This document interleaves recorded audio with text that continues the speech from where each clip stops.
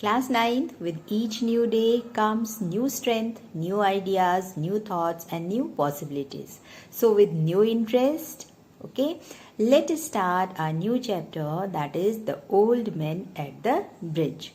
Let me tell you, children, previously in my previous video, we have done chapter number 1, that was Chief Seattle's speech. But I'm sorry to inform you, children, that lesson is not included in our syllabus. Okay, you have to exclude that chapter from our syllabus. It will not come in your half yearly examination, also not in your annual examination. So that lesson, Chief Seattle, will not be included in our syllabus. Clear?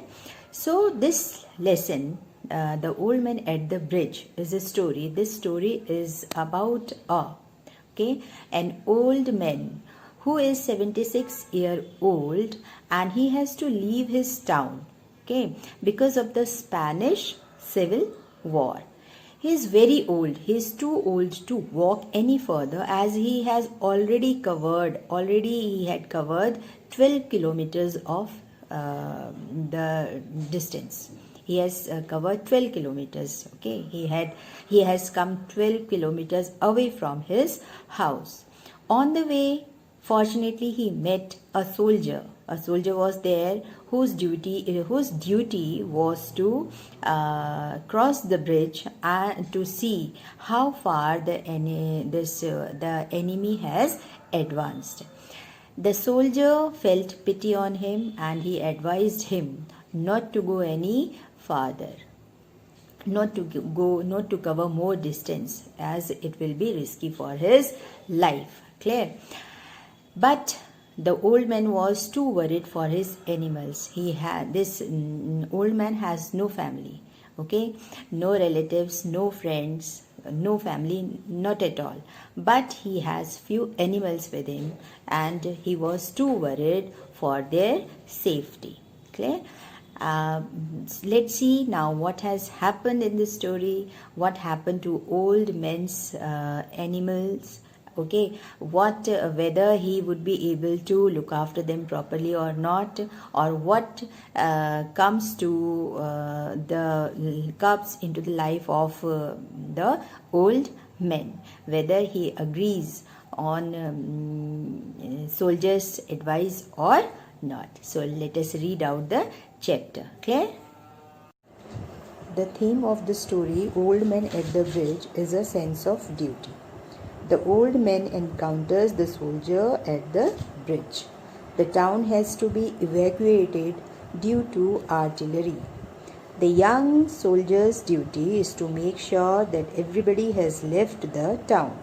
When the narrator sees the old man sitting at the same place while exploring the region, he feels empathy for him, and as a part of his duty urges him to leave the place. But the old man is too tired to move, and above all, his caring nature and duty to take care of his animals restricted him from going. The story conveys the problems faced by the innocent and helpless victims, especially the old people. It is a short but heart-touching story. So let us read out the story to understand what has happened to the old man who was sitting at the bridge. An old man with steel-rimmed spectacles and very dusty clothes sat by the side of the road. So the steel-rimmed spectacles emphasize the old man's age. The very dusty clothes emphasize the fact that the old man has walked very far. There was a pontoon bridge across the river. A pontoon bridge is a temporary floating bridge. And carts, trucks, and men, women, and children were crossing it. The mule-drawn carts staggered up the steep bank from the bridge, with soldiers helping push against the spokes of the wheels. So for the carts, first of all, they had to cross the bridge. After crossing the bridge, they had to climb up the steep bank, and it was difficult for them. They were staggering up the steep bank because it was because of the steepness, because of the sharp incline. So the soldiers were helping the carts to move by pushing against the wheels. The trucks ground up and away, heading out of it all. So the bank of the river had soft mud. which is why the tires of the trucks, they sunk into it a little bit. So the trucks had to rev up the engine and then accelerate their way out of it, and the peasants plodded along in the ankle-deep dust. So for the ones who were walking, the common people, the common farmers who were walking, it was difficult because as soon as they would put their foot on the ground, their foot would sink into the dust, into the ankle-deep dust. But in spite of that, they kept on walking heavily because it was important for everybody to keep moving. They had to leave that place because the enemy was advancing. But the old man sat there without moving. He was too tired to go any farther. So everyone was moving, but the old man was just not able to move. It was my business to cross the bridge, explore the bridgehead beyond, and find out to what point the enemy had advanced.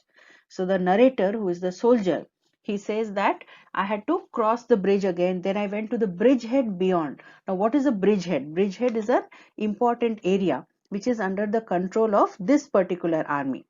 Okay, and once you go to that area, and that area is so important, you don't want the enemy forces to cross that particular area. Once you go there with your binoculars or whatever equipment you have, you can find out to what point the enemy has advanced. I did this and returned over the bridge. So the narrator, he crossed the bridge, he went to the bridgehead, he tried to find out to what point the enemy had advanced, then he returned over the bridge, he came back. There were not so many carts now and very few people on foot, but the old man was still there. So most of the people had moved away. After all, some time had also passed, but the old man had still not moved. He was still sitting there. Where do you come from? I asked him. From San Carlos, he said and smiled. That was his native town, and so it gave him pleasure to mention it, and he smiled. I was taking care of animals, he explained. Oh, I said, not quite understanding. Yes, he said. I stayed, you see, taking care of animals. I was the last one to leave the town of San Carlos. He did not look like a shepherd or a herdsman, and I looked at his black dusty clothes and his grey dusty face and his steel-rimmed spectacles and said, what animals were they? Various animals, he said and shook his head. I had to leave them. So the old man was very disappointed, which is why he shook his head and he said, I had to leave them. I was forced to leave them. I was the last one to leave this town, the town of San Carlos. That was his native town. That is why he smiled when he mentioned it first to the soldier. And you can see that even without being asked, he gave out this information. He said, I was taking care of animals. So here we can understand how much he was attached to his animals. And also without speaking, even though he's not saying this, we can understand it is natural for him to be attached to his home, his native town, because his identity is based on that. But suddenly he had to leave. He did not want to leave. He says, I was the last one to leave.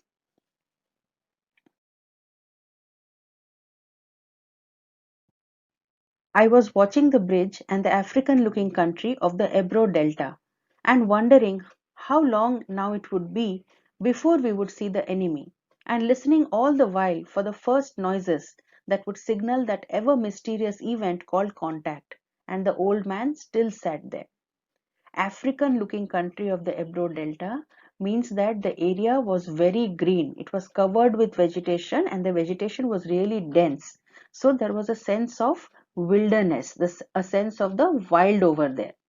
So in this setting, the soldier, he was performing his duty. He was speaking to the old man. At the same time, he was keeping an eye out for the enemy. He was watching the bridge. He was listening all the while, because when the enemy troops advanced, there would be some noise once they reached a particular area, and that would mean that the enemy had arrived.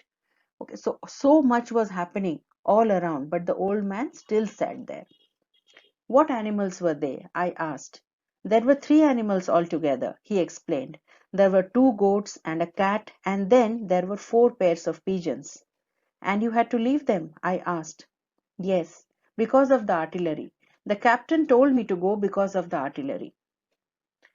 So the soldier, in spite of the difficult situation, has not lost his humanity, which is why he's making conversation with the old man and trying to coax him into moving. So that is the reason why he asks that what animals are these, because the old man is continuously talking about his animals, so he must be wondering why is he so attached. That is why he also says, oh, you had to leave them. And now the old man says, I had to leave them because of the artillery. Then it becomes clear that even because of the artillery, probably he would not have left. Why did he leave? Because the captain told him to go. And you have no family? I asked, watching the far end of the bridge where a few less carts were hurrying down the slope of the bank. So now the soldier, he looked at the other end of the bridge where the last few carts, they were also moving away hurriedly. They were also leaving the dangerous situation as quickly as they could. But the old man was all alone and he was still sitting there. So the soldier asked him, you have no family? Man was all alone and he was still sitting there. So the soldier asked him, you have no family?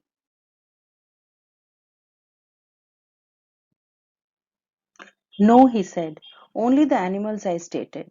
The cat, of course, will be all right. A cat can look out for itself, but I cannot think what will become of the others.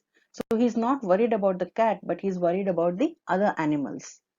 What politics have you? I asked. So the soldier is now curious. And so he asks him, what political ideology do you support? Whose side are you on? I am without politics, he said. So the old man replies that I am just a common man going about my everyday business. I do not support any particular ideology. I am not on any particular side. I am 76 years old. I have come 12 kilometers now and I think I can go no further. So through these three sentences, he very powerfully and heart-wrenchingly states his case. The soldier is touched and he's concerned about the old man. So he says, this is not a good place to stop. I said, if you can make it, there are trucks up the road where it forks for Tortosa. So if you can just put in a little bit of an effort and walk a little bit, then you will see after a little while the road forks. It divides into two, and on one side it goes towards Tortosa. I will wait for a while, he said, and then I will go. Where do the trucks go? So, okay, I'll wait for a while and then I'll go. I'll make an attempt. But where do these trucks go? If I get a lift on one of those trucks, then where will the truck take me? Towards Barcelona, I told him. I know no one in that direction, he said, but thank you very much. Thank you again very much.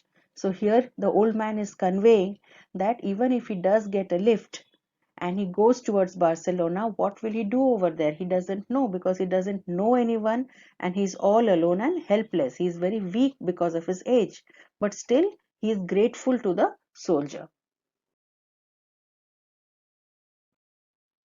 He looked at me very blankly and tiredly, then said, having to share his worry with someone, the cat will be all right, I am sure. There is no need to be unquiet about the cat. But the others? Now what do you think about the others? So he is not able to get the worry about the animals out of his mind. The soldier replies, why? They'll probably come through it all right. So the soldier is trying to reassure him. You think so? Why not? I said, watching the far bank where now there were no carts. So the soldier is trying to motivate him into moving ahead. So he says, why not? But what will they do under the artillery when I was told to leave because of the artillery? So the old man persists with his questions. He says, but what will my poor animals do when the artillery arrives there? In fact, I was told to leave. The captain told me that I had to leave or I would not survive. So how will my poor animals survive? Did you leave the dove cage unlocked? I asked. Yes, then they'll fly.